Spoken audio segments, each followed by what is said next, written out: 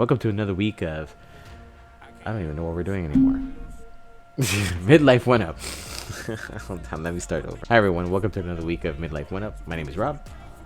And I'm Matt.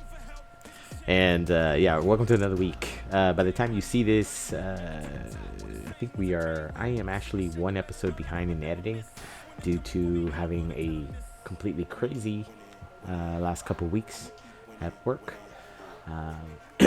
I do all the editing myself. We do the recording. But yeah, so don't forget to hit the like, subscribe, and follow buttons. And just, that helps us with the algorithm on YouTube. It also helps us with the algorithm on Blue Sky, Instagram, all social media. We're on all of it as Midlife OneUp. And this week we have quite a few items to go over. Primarily, we're going to be talking about some cool new trailers that have hit. Well, a trailer that hit, and some movie news that was pretty big for us Gen Xers. We're also going to be talking about some of our show.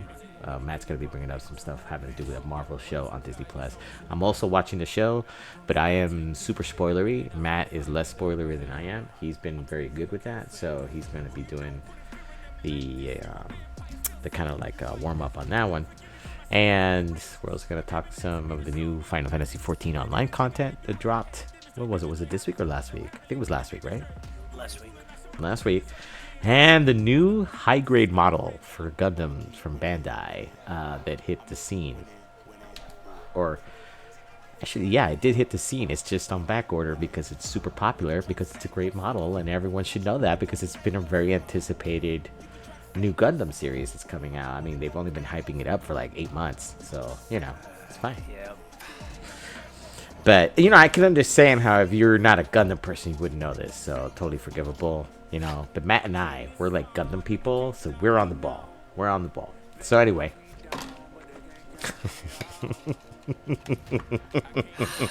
Where do you want to start this week, Matt? I'm detecting that you were making fun of me a little bit there. What are you talking about? I would never make fun of you. Go ahead. You can tell them. I mean, they've been hyping up this show for 8 months. Like, it's been hyped. If you're in the Gundam circles and the anime circles, like, this is coming, right? Like, this is it. And it's the first new Gundam series in, like, forever. I think since Iron-Blooded Orphans. Okay? Yeah. It's big, all right? And, of course, they released news like, hey, there's a new high-grade model dropped, which, for anyone who doesn't know, the high grades are, like, one of the cheapest rungs that you can buy. Not in terms of quality, just, how easy they are to build and how small they are when they're done, and also affordability. Like, most of these are between the $20 to $35 range. So, very affordable.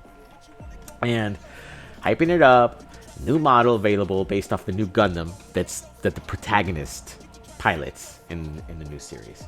And it's a real departure from all Gundams, so it's a really unique style. So, big model, huge anticipation.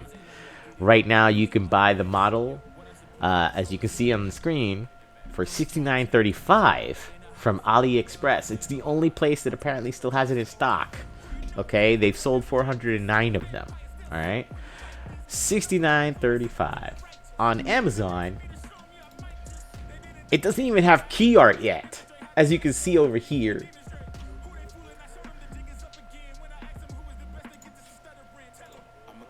I mean, look at this. No key art on this. Just Bandai Hobby Mobile Suit Gundam GQUX number 3 Mobile Suit A tentative high grade 1/144 model kit. $26.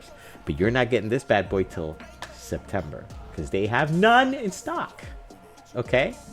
None. But I happen to have that exact model kit in my hand. You do? I did. You did. That exact model kit was in my hand. I was at the mall, had it in my hand.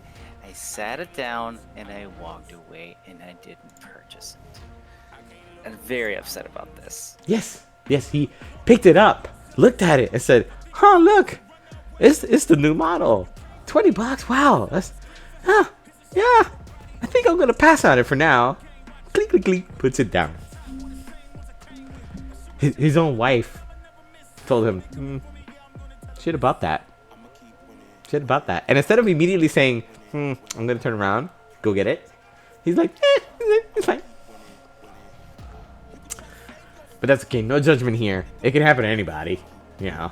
I'm less than pleased with myself on that choice. Less than pleased. It can happen to anybody. If you are on Amazon and you want some of the other models that are going to be in this show, there are other models that are premiering on that show. These are the ones right here. So like this, in my opinion, if you're a Zaku fan, I am a Zaku fan. I love the Zaku models. This is the Zaku model from the new show. Okay, it's a number 2 Police Zaku high grade 1144. It is only $24, but it is a pretty pimpin' model. I like this model. I like that, dude. That's pretty awesome. That's very good. You can see the 2 little lights here, like wee-oo, wee-oo. It's real cool police lights. Okay, those are begging for LEDs, which I have. How do those lights go again? Wee-oo, wee-oo. So, Okay, thanks. it's just, you're welcome. You're welcome. Okay. Oh, I like the graphic sticker on that shield. Yeah. Which I don't know what that says, but I'm gonna go ahead and guess it says something along the lines of like police or law enforcement or something. You know, I don't know, but Bash. look at this. That's what it That's is. a great pose. That's a great pose. It really is. So that's one of the models. I did learn, by the way, that the GQ UUUUUX is supposed to be a reminiscence of a picture of an axe, by the way. Yes, you told me that, and I thought that was pretty amazing. I think it's a true thing because the main weapon that the main protagonist's suit uses in the new Gundam series is an axe, and it's a burning axe like the kind of Zaku traditionally use. But look at this model. This is called the Red Gundam. I like that backside. That's nice. It's pretty pimpin', isn't it? Look at this. Look at that. That's a great pose. Yeah, those are great poses. So those units separate in the anime. I'm gonna go ahead and guess. And he could use it like orbital lancers. That's kind of neat. Look at this. Very articulate.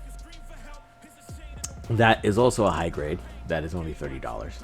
Now, right now, they always release the high grades first. They're mostly like hype train pieces. These are small. I can show you what high grades ultimately wind up looking like most of the time. So this, I'm showing it right now, is a high grade. Now these are around 6 inches tall total. Okay, so that's what a high grade looks like. They're very articulate. They're very cool to put together. No less cool than a master grade, but they are smaller. They're on the smaller side, the 6 to 7 inches in height. And depending on which kind you get, the master grades are usually considerably more articulate, even though they're heavier. Yeah, they're also a lot more durable. Master grades, high grades are great, but they're very delicate little things. Like you can, because they're so small, some of the joint components, you put them in, they snap in just fine. But after a little bit of time that you just pose them a little or anything, they get kind of loose. So you can just kind of accidentally knock them apart. You got to put them back together, knock them back in. It's a whole thing. So normally when you build a high grade, you just kind of set it and forget it. With the master grades, they can put up with a lot more abuse. So you can pose them quite a bit. It's pretty neat. I think this is like a production model because the head here is kind of a generic head. So I'm gonna go ahead. This is kind of like a production model that they use for everybody to use, kind of like a training unit. I'm gonna go ahead and guess. Kind of reminds me of the that unit that comes out in the OG Gundam series, not the tank, but the other one that had the guns on his back. Yeah, those are all the gun cannon. Every series has like a gun cannon production model. Here's another one. That one right there. That's the one I'm talking about. That's the one. Yeah. These are all production types. You know what I mean? So like that one for the new series is a riff on this one. And there have been several different versions of those gun cannon types throughout all the series. That new HG model, very anticipated.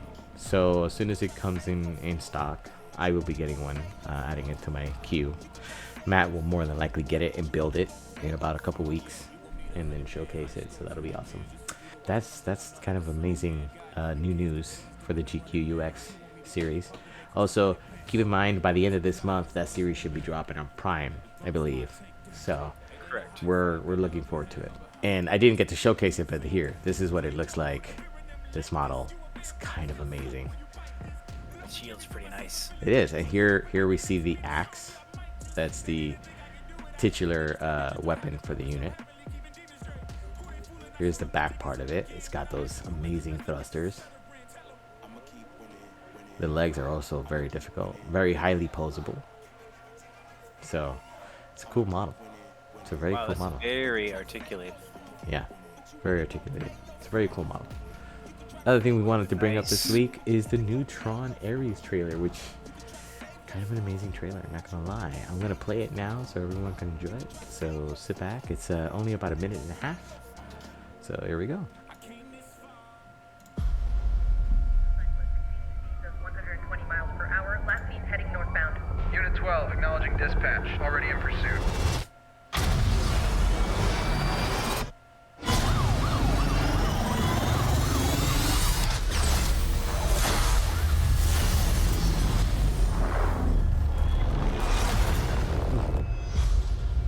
That's gotta hurt. I'm looking for something. Something I do not understand.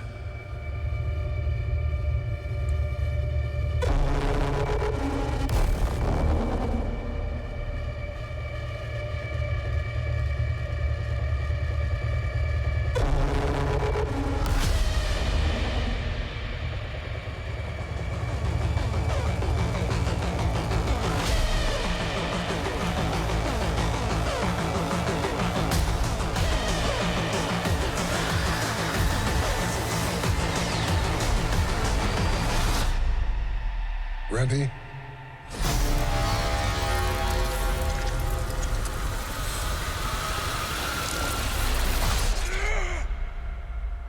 Because there's no going back.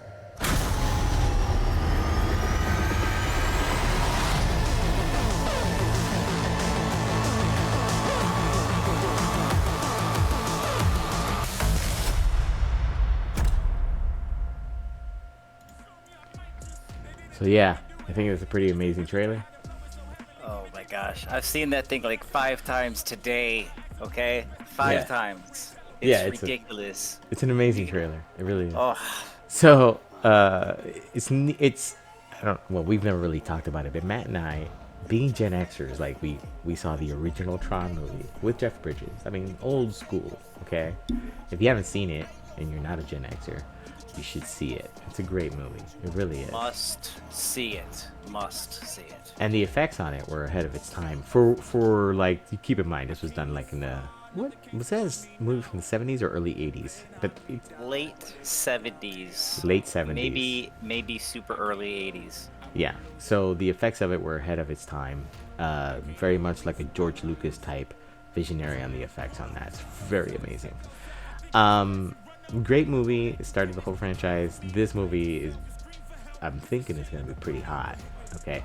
Jared Leto is the titular character on this, the main protagonist or antagonist. I'm going to go ahead and say antagonist, seeing as how he's got the red lighting and the That's usually the case, yeah. it's usually the case, yes, and they're invading the real world. So Jeff Bridges, Which is a complete change. Oh yeah, but it follows with what the ultimate plan has been from the new Tron movies. The new Tron movies. That's what Correct. they were trying to do. Setting it up. They were setting Yeah. it up in Legacy. Yeah. So I'm wondering how those characters, which Olivia Wilde's character, she came into the real world with the user, which was the son, right, of Jeff Bridges. Yeah, Jeff Bridges' character. So we'll see. We'll see how that all plays out. We'll see if that's even involved. This might be that whole movie, or those whole movies may be retconned, and then this will be in. Hope not, because one of Matt's favorite characters, Rizzler, is in those movies. So you should definitely check those out, because those were amazing. And so yeah, just check out the whole Tron franchise. A lot of fun. Old school sci-fi that really should be paid attention to more often than the superhero movies. Not that we hate superhero movies. I mean, you know, Matt and I, you know that we love superhero movies and we go see them even if they're bad. But the this stuff is great. The next thing we're going to talk about is Masters of the Universe. Now, if anyone, if you're a Gen Xer, you probably more than likely saw the original Masters of the Universe movie, which was this, with Dolph Lundgren being He-Man. Yep. A strange little dwarf creature that came out of freaking nowhere, making some kind of little tiny piano-like device that can harmonize people back to Eternia. A Skeletor, which was kind of subpar. The movie was bad. I mean, it was a bad movie. Can we all recognize that the original Masters of the Universe was bad? Every scene that I see here is horrible. Yeah. But, to be fair, Jared Leto has just signed up to play the main bad guy of all bad guys in the 80s, Skeletor. And we know that the new He-Man character has already been chosen too. I don't know that person's name, so I apologize, but I know Jared Leto, and I am excited as heck to see his Skeletor, because I loved his Joker, and I just think he's a great bad guy, like when he puts his mind to it. I also love his Mobius.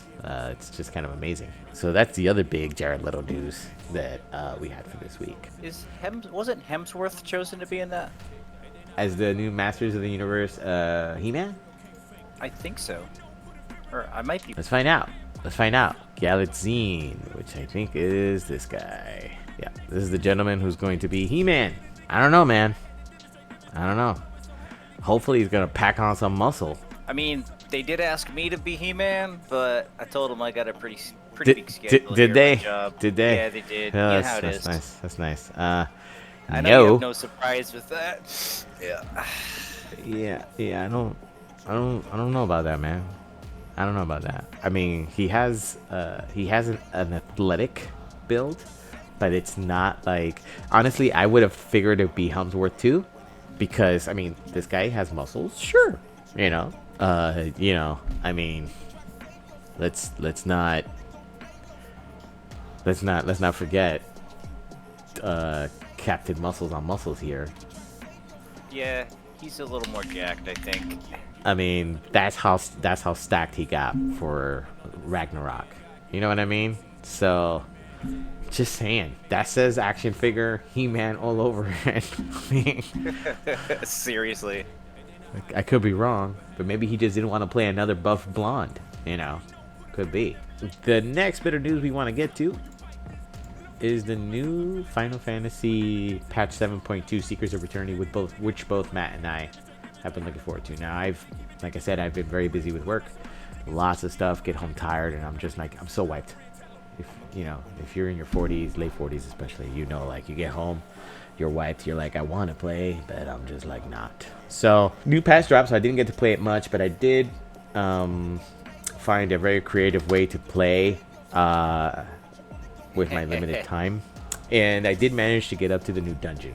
But I believe, Matt, you got all the way up through the whole new quest line, right? And you got the trial unlocked and maybe the new raid? I did the dungeon and I did the trial, and I may have gotten the raid unlocked, but I haven't done it. So you haven't unlocked the raid yet. So of the content you've done, what are your thoughts? I enjoyed the new quest line. I liked the story that they had, get the continuation. It was interesting. Definitely kept my attention. And the new trial I enjoyed very much. I definitely wanted to make sure the floor was very safe, so I sprawled out on the floor often, holding it down. And they kept rezzing me. Those darn healers. I'm very proud of your work with the floor. I think you are the most consistent floor protector in the game. I don't know why no one recognizes this. Somebody has to, man. And I'm pretty good at that. So I'm not saying I'm going to be better, because honestly, normally I'm the same way when I first do a trial and a raid. So because there's a lot of learning involved. Especially brand new content. I mean, come on. I just go in thinking I'm going to die, and it's okay. Pretty much, yeah. So I do the same. I go in thinking, well, this is not going to end well, and I walk away feeling like, hey, I only died twice, so I feel like I did great, you know. New side quests have been added. The Corn Servant, where you can walk away with a cute little minion that looks like a walking corn on the cob, which is kind of neat. I mean, that's kind of amazing. There have been some new indoor furnishings added to the game. They're pretty cool too. It's just there's not a lot there as far as choice, but you know, it's not like they're gonna add a huge amount all at once. But I do like them. New stuff in the gold saucer, which I didn't know about. So I need to check that. New cards have been added. New prizes are available for purchase using MGP. That's usually something cool. New NPC opponents for Triple Triad have been added. That's awesome. Ooh, cool. Yeah. New category field operations has been added to the challenge log. Okay, these are for related to the Forbidden Land, Eureka, to the field. Okay, so any of the stuff from the Forbidden Land or Eureka have been moved to a category called field operations. That's cool. I'll have to check that out. Yep. I've ignored that for too long. Yep. Let me skip here.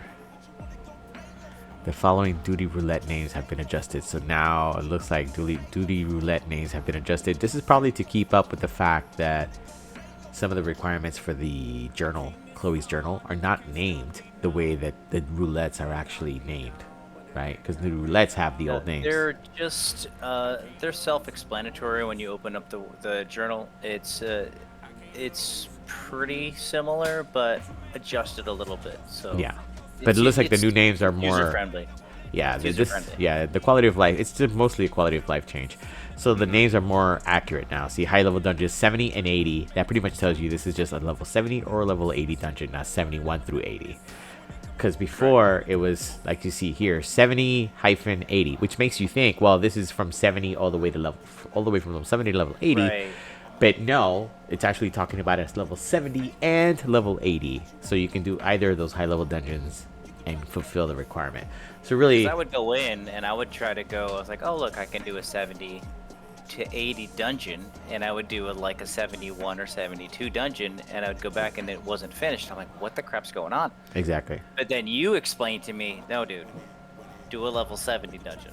Yeah, do a level 70 dungeon, because I figured that out, because I was doing the same thing, and I'm like, well, let me just do a level 70, and then I did that and it completed. I'm like, okay, so I guess they mean 70 or 80, not 70 through 80. So it was just the hyphen was really poorly named. So here they've gone and fleshed it out a bit more so people understood. Looks like there's a new mount available for people who do the Fox events. So if you can do Hell's Kier Unreal and collect enough of the Fox leaves, you can go ahead and turn them in for this little bad boy of a mount. It's an interesting mount. Not sure how to think about that. Yeah, I know. But I think it's a cool mount. I don't know if it's believable as a mount, but whatever, it's fine. New emotes have been added. Tome Scroll and Study are looping versions of the emotes Tomestone and Read. So that's cool. There have been changes to the battle system. I'm not going to go over all of them because these are mostly numerical changes that impact the performance of every character and every spell that every character has, and there are usually a lot. For a major content patch, as an example, I'm going to scroll through this so you guys can see. As you can see, we're not done yet, and we're only at Ninja. And we're still not done yet. Dancer looks like they got a whole bunch of changes. Wow, yeah.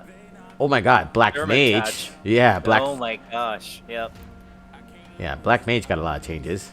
Summoner and Red Mage got like 2 changes. It's like, boop, boop. That's it. You're done. Wink, wink, you're dead. Pictomancer. Whoa, Pictomancer got a lot of changes. Surprised. They were gonna change a Pictomancer. It's a brand new class, and I knew that they were going to have to adjust a lot of stuff in it because it was overpowered. It was. And so this is all a nerf. I can tell just by looking at the numbers. Was this, is now this. See, so potency has been increased from 300 to 340, but the trait has been reduced from 3, so like it's, most of this seems to be nerfs. 560 to 480, 520 to 460, so. Yeah, they were going to calm down the Pictomancer. Yeah, because the Pictomancer was a badass. I mean, and it's a super one thing, Scholar one thing, Astrologian 2 things, Sage 1 thing. So they, okay, but this is pretty typical. They mostly don't touch the healing classes much unless it's to buff them. They really don't like to nerf them that much because they really depend on the healers being very good at their job. And trust me, you want to see writing, mess with a healer. Like, mess with a healer in a Final Fantasy XIV, you will see writing. It's not good. But yeah, Pictomancer did need to be nerfed. I acknowledge that. I just finished leveling my Pictomancer to 100, and I gave my Pictomancer class all the gear that my Black Mage had, so it was ready to raid and everything. But I recognized that even at level 72, I was doing stupid levels of damage. I was like, okay. Especially in the AoE component, it was like, wow, we are tearing this stuff apart, you know. I have done the new dungeon, the Underkeep. I found it to be really nice. That was a really cool dungeon. Yeah, it's a really cool dungeon. The new trial, I haven't done it yet. Matt has. It was fun. Was fun? It was fun. That's cool. I did die several times, but like I said, holding that floor down. Yeah. But it was still really fun for me. The boss looks cool as hell, though. The art and the animation on it looks cool.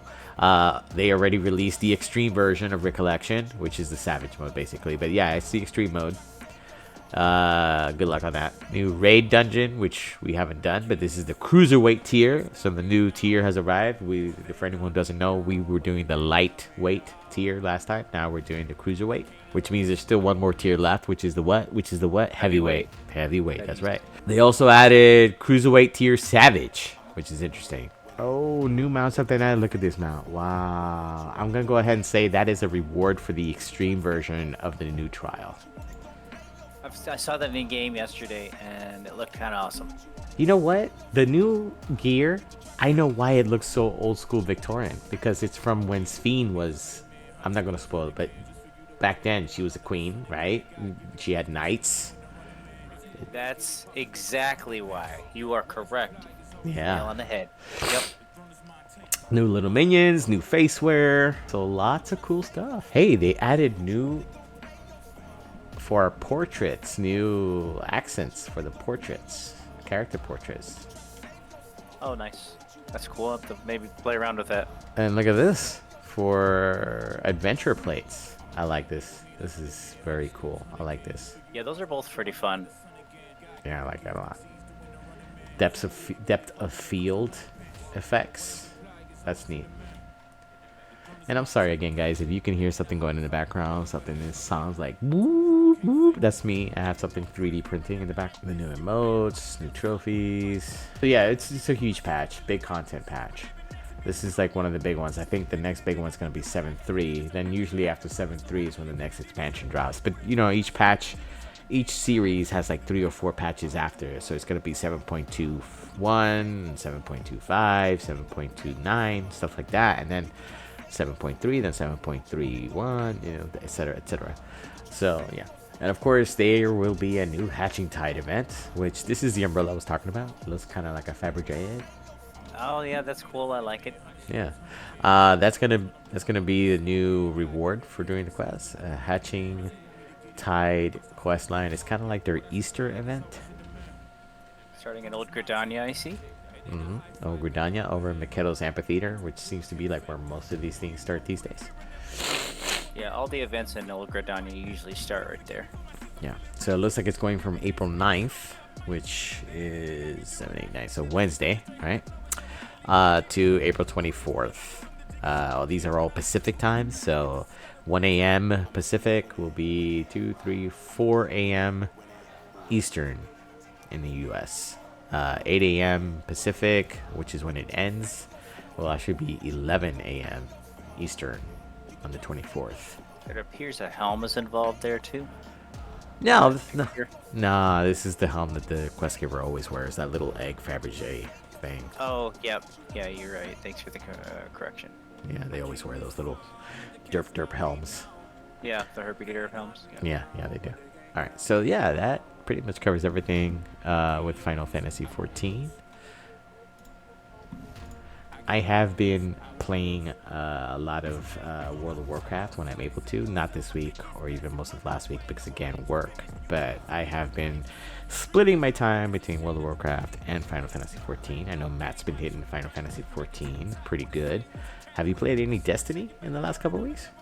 Yeah, actually, I've been kind of splitting it. I've been playing mostly Final Fantasy XIV, but I've been popping onto Destiny a bit here and there, just because I like to keep going with the story there, and it's fun. And I know that on social media, I put out that I was going to be doing a tech rant this week, but I am actually pushing that off till next week, mostly because where I work, we're still going through an issue related to what I want to talk about, and I don't want to really get into any issues with that. So we'll push it off till next week, but I do have some stuff to talk about next week. I do A couple of remember. rants. I did want to talk about that show. Which oh yes, yes, go ahead. So, have you been watching Daredevil? I have, yes. The new Daredevil episode. Reborn. Yes, the newest episode. I'm only halfway through, so yes. Okay, so for those of you who have not been watching Daredevil Reborn, I'm not going to give any spoilers out, but this is definitely a must-watch. This is unbelievable. So, I was a huge fan from when they first brought it out back at Netflix, right? Right. And I watched it, and about season 3, I lost a little interest in it, but then they brought it back with Reborn, and I started to watch it, and I gotta tell you, the way they've created the character of Daredevil and the development of Kingpin is just astounding. Oh yeah. Oh yeah. And then the relationship between the two of them is pretty intense. Yes. And I don't know if you've read the Daredevil comics or have ever read them or read them actively, but the relationship between Daredevil and Kingpin has always been like that. It's always been a complicated, intense relationship. I have read, yes. In the comic books, that's always how it's been. The problem is that in the movies, when they've tried to do Daredevil movies, they always reduce it to like this caricature of what it really is. Like, you know, Kingpin bad, Daredevil good. But it gets way more complicated and at times really dark. And I gotta tell you, and you're halfway through the last episode, and Yeah. there's a huge moment in this one, and I'm not gonna say nothing, but it's like, it's just, you're so rooting for Daredevil just to beat this guy. Oh yeah. Yeah. I bet. So I'm not gonna say anything, but it's a great moment. Huge moments all throughout with more character development, Yeah. and action is great. Oh yeah. So I love the fact that in this particular Daredevil, they're not just relying on action scenes to carry it. They're relying on story to carry it. Thank God. Yeah.